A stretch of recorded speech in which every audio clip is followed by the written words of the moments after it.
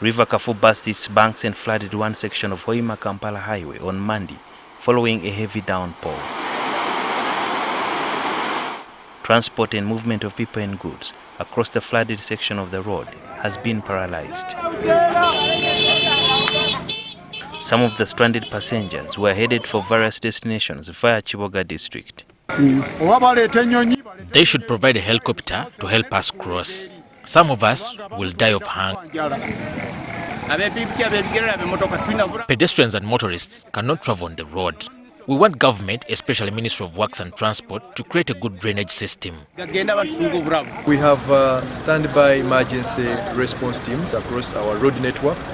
So should there be any obstacles or bottlenecks across our highway during this rainy season, our teams are ready to move in and restore connectivity. Another area which has been flooded is West Nile in parts of northern Uganda. In Moyo district, crops and animals have been destroyed. There is a big dam, fish pond, that was developed in Ramogi village, in Ramogi parish, in Alur sub-county, where already they are about to harvest the fish, but they have lost everything. I have been told that the value of the fish is worth 80 million. The whole land we got is flooded and the plantation is all destroyed. Gabalara Primary School is one of the schools that have been damaged. With the flooding that has been registered in several parts of the country, you cannot blame it on the weatherman. This is because the Meteorology Department issued a warning earlier telling the entire country, especially the various ministries and agencies, to be alert because the country was supposed to be receiving rains above normal, which would translate into flooding. But how was the Ministry of Disaster prepared for this? Under the OPM, put in place the National El Nino Preparedness and Response Plan. Now, that response plan brings together a number of agencies.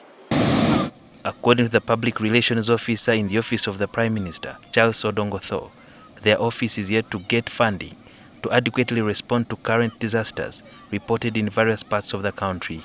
The challenge that now we have is that the El Nino, the plan has not been funded yet by the Ministry of Finance. So the OPM is currently waiting for that funding.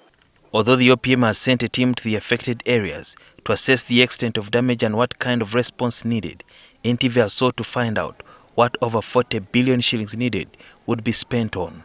Some of the money is supposed to provide for relief food.